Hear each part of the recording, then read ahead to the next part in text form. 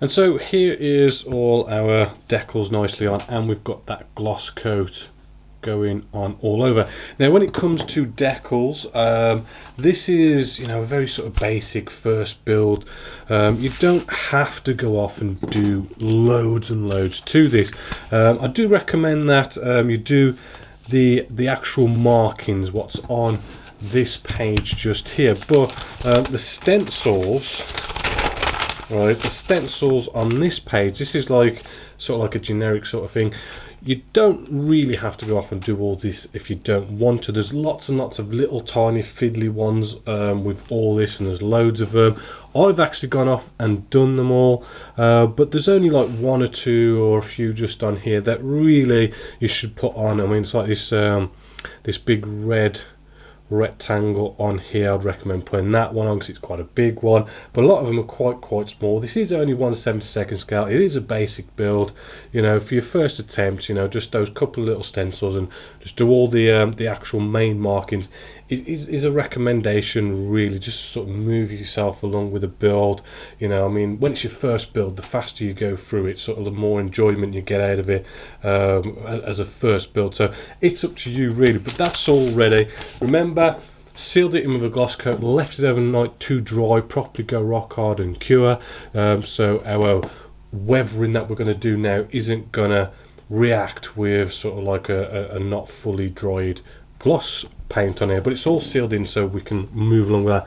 Now what we're going to do, what is a very sort of common thing as a beginner that you want to sort of be getting into is we've got all these recess rivets and panel lines that are on here, which do look really sort of smart, right? But we want to bring them out, show off that detail, bring it to the foreground, kind of representing that in all these little panel lines and rivets, that a bit of dirt and grime sort of seeped into there, and it's sort of making it dirty, grimy, as well as a bit shady as well. You know, we've got, you know, the shadows as well in these panel lines.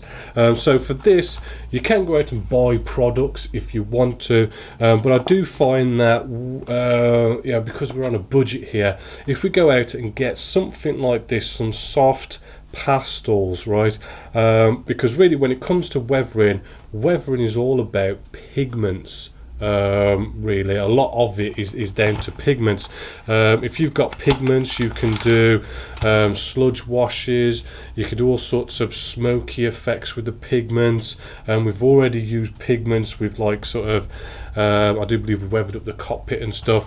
Loads of things you can use, but if we sort of go off and get this little set, it's really sort of cheap, a couple of quid, and you've got all these different colours in here. I know you could go off and buy like a load of pigments. I've got up here as an example, you know, there's the MIG range, there's AK, there's Vallejo. Everyone seems to do their own little range of pigments, but you're talking a couple of quid per pot, per colour, right? Which is why I do recommend you go off and get this as your first go, because it is just a couple of quid, and you get all these different colours. We can mix them all, make different colours, and what they are, they're these like little pastel sticks, right? If we get out this brown one, because the brown one's probably going to be a common one to use, because they're pigments, you're going to get them all over your fingers, so it's possibly not such a bad idea to get gloves on, as well as put something down. For this though, I'm going to use not a kitchen paper towel, but some actual paper. Right, a kitchen paper towel will sort of catch the pigments, whereas just some normal print paper will actually sort of allow you to move it about. So getting a glove on, and we're just going to grab a blade, and what we can do, right, let's just get this on camera. Well, what we could do is we take our bit of chalk here, get our blade, run the blade down the chalk like so. Let's try and get you on camera, and hopefully as you can see, it's just scraping off nice and easy, and we get this nice bit of pigment.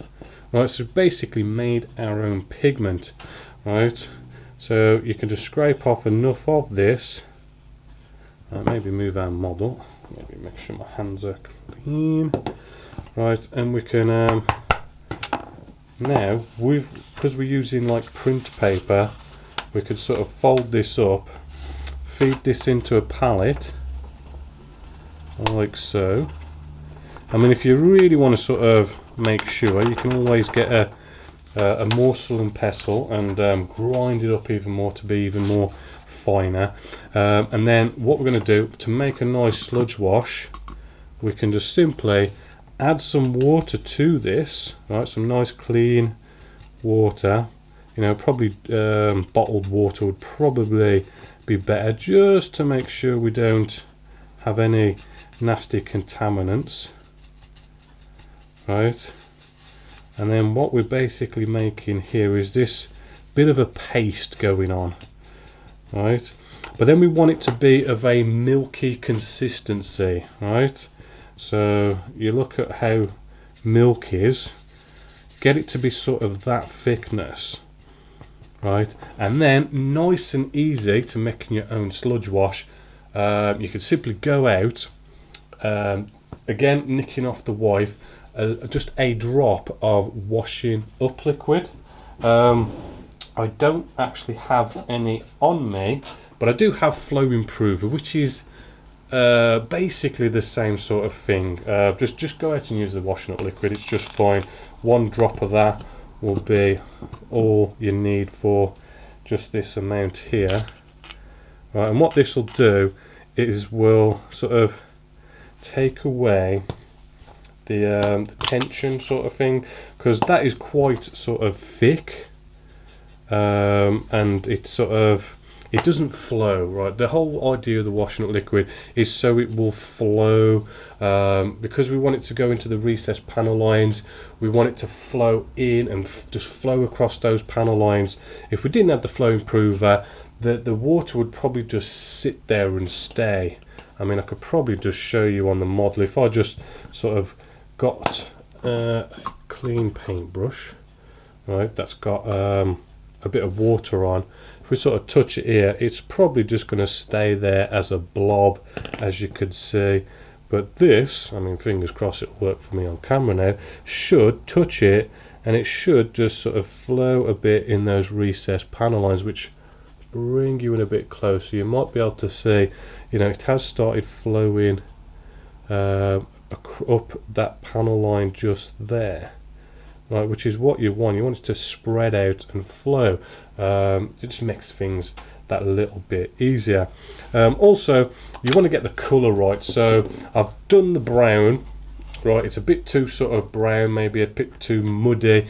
A little bit of black added to that and you'll have like a dark mud type colour, and that should be a really nice colour to add to those recessed panel lines. So I'm going to get that mixed up and have a nice sort of big enough batch for us to apply it to the model. So we've made up our nice, cheap, easy sludge wash. You're going for something like this colour. Right, as you can see, I've just added the black and the brown, and we've got this sort of really dark, muddy colour just going on there. And all we want to do, right, you can use a nice old paintbrush.